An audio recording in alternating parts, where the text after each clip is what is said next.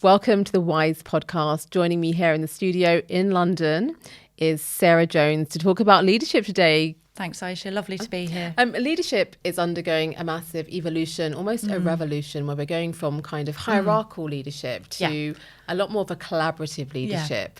Yeah. You have an expertise in this area. I work in this area also. Tell us a bit about your experiences of this transition. Absolutely. I think this transition's been coming for a while. So we started off with transformative leadership, which was a body of work looking at how leadership could be done in a more conscious manner.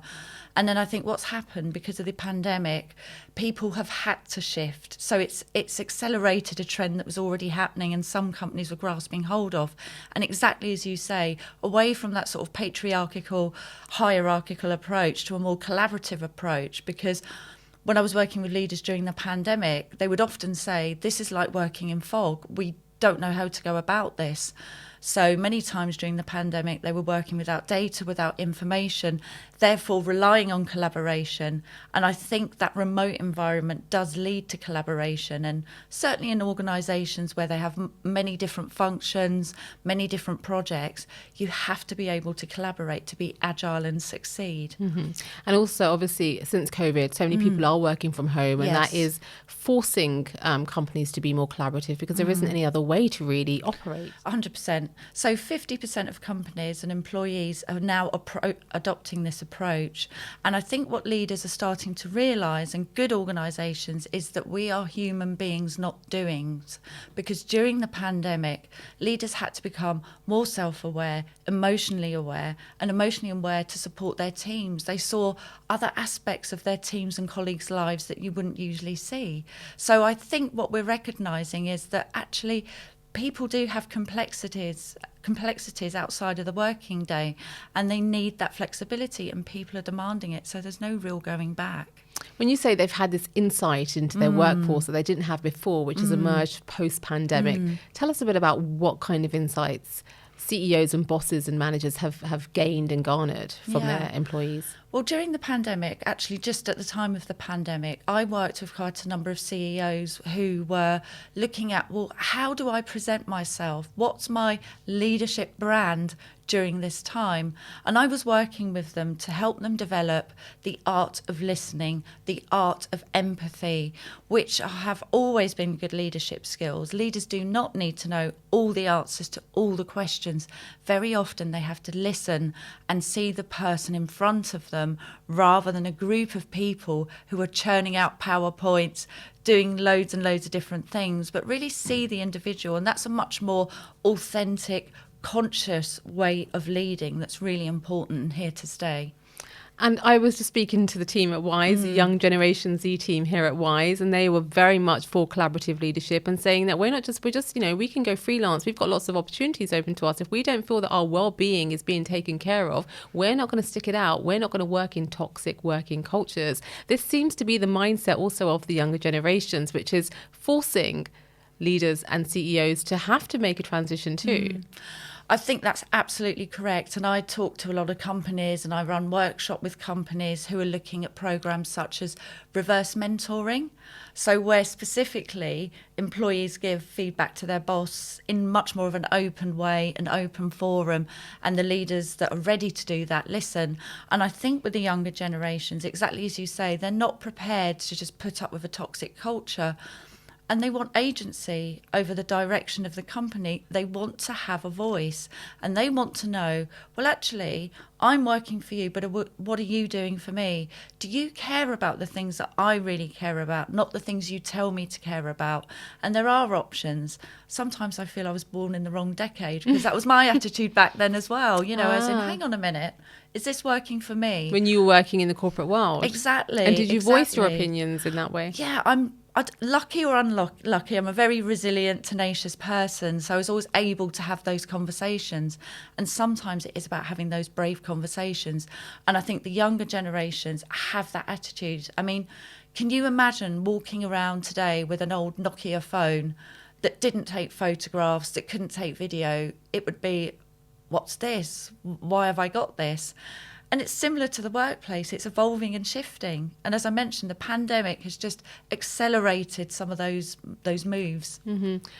And I always think that, you know, some people are maybe resistant, a little bit hesitant, leaders, for example, who are used to a more hierarchical approach. Yeah. But the proof is in the pudding, and it's in the results. And the Yeah. results show that companies who have embraced a collaborative approach, it has phenomenal results. When they get it right, it is great for staff, it's great for turnover, it's great for profits, it's great for productivity. So it is a win-win ultimately, and the results are showing that this is the right way forward. If you have a business that has a diverse board, for example, and a diverse workforce, then studies show time and time again that leads to greater innovation. You start to identify talent, and you start to grow at a more steady level over the medium to longer term, because what you're doing is building an organisation that reflects the younger generations, as we've talked about, that reflects society. And actually what's happening today, there's a lot of compliance around environment, society, governance, ESG.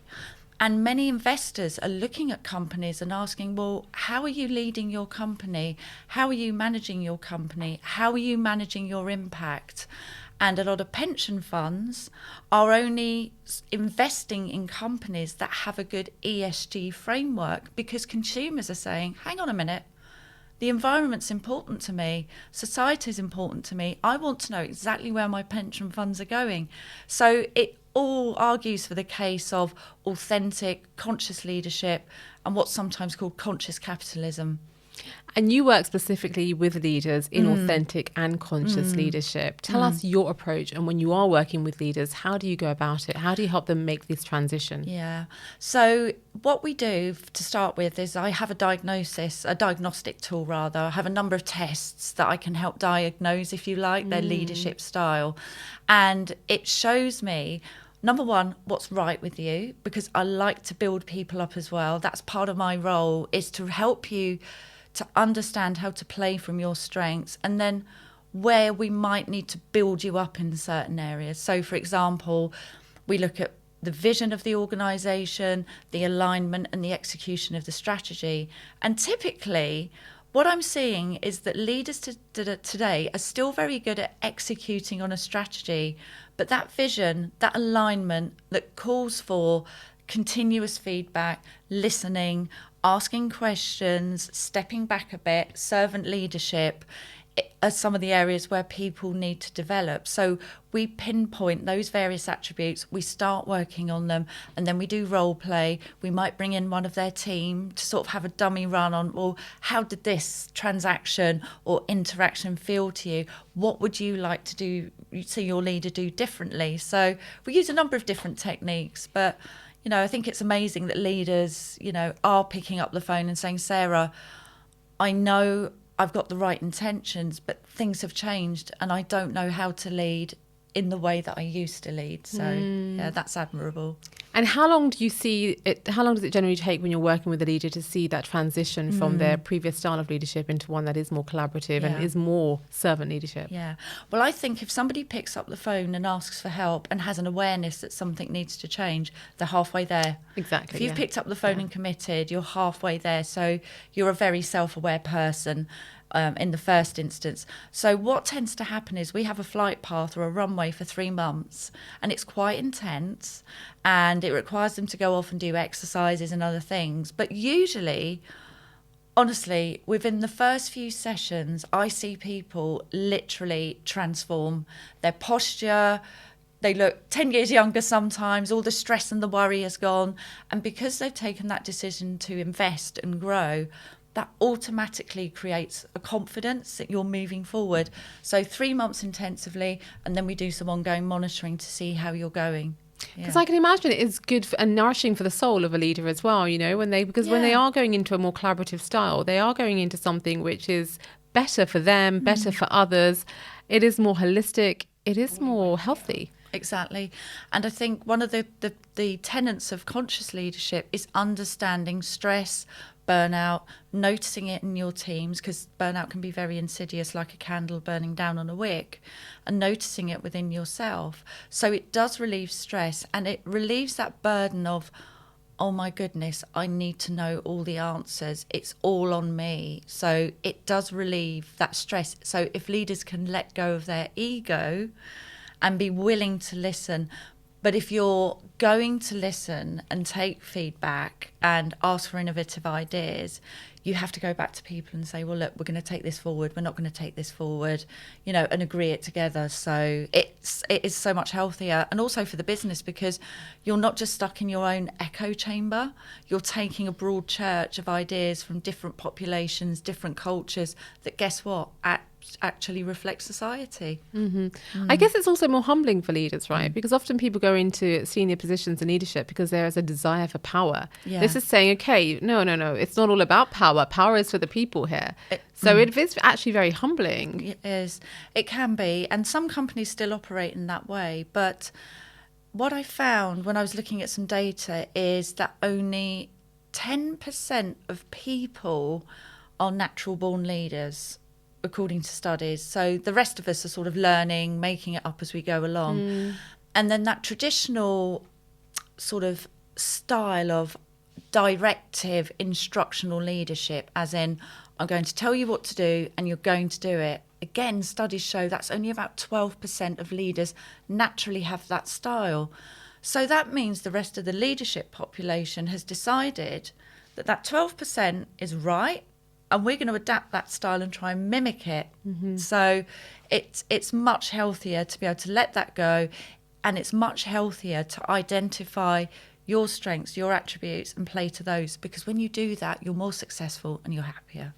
Talking about servant leadership, though, servant leaders generally have been those like Martin Luther King, Nelson Mandela, great leaders of the past who have saved nations and saved people. And bringing this into corporations is quite a massive, it's quite a big change. It is, but I've seen lots of organisations in certain sectors. I work a lot in pharmaceuticals, and the pharmaceutical companies, because they have a high level of ethics and compliance, I think they really tend to look at these areas and have lots of training courses. I've seen it with PR agencies as well. Traditionally very busy. They still are, but they're bringing in time for employees to grow and develop. So it's taking time, but it's happening. And I think leaders are starting to recognise that, well, I need to do something different. Don't get me wrong, I coach people working for large brands, and at the end of the coaching, they've decided to leave within a few sessions because it's just such a toxic environment that they're not going to be able to change. So that's the price you pay if you don't adopt some of these challenges. We've seen it in the media. I've seen it with clients where we've tried to adopt a more servant, humble style, and it's like, and they're sticking to the old ways of doing things. They've just lost people because people want to have a voice in their own development. Now, whether you're introvert or extrovert, the extroverts will tell you anyway, but the introverts take a bit of time, then they tend to lean forward and do it in their own way. Now, biotech and pharmaceuticals, these are quite left-brained thinkers. That kind of emotional intelligence doesn't necessarily come naturally to them anyway. So I think when you're working with those kind of companies in that sector in particular, do you find it's a harder transformation and change to generate? It's interesting because within pharma and biotech, you've got lots and lots of different departments. So I've worked with medical teams where you do have people that are very much of an analytical mindset, but their leader is a very outgoing, extrovert, different type of character. You tend to find there are blends of people in different teams. And then when you get to the commercial end of things, such as marketing, you tend to get different styles. But you do tend to get certain general trends in departments. So in compliance, in medical, where sometimes letting go of that technical mindset or doing it in a way that makes sense to them, so they're not pretending to be someone that they're not, is really, really important. So what do you think are the first steps that leaders who want to make the transition need to start implementing in their own communication style to make them more collaborative? Those who are listening from corporations and organizations who think, you know what, we haven't been doing our leadership in a collaborative way, now we want to start. What are the first things that they can start doing? Okay, so when I talk about conscious leadership, that self-awareness that fits in with conscious capitalism, about how you work for we, not me. You're working for the whole of society. People want to know the impact of your business, how you're treating employees.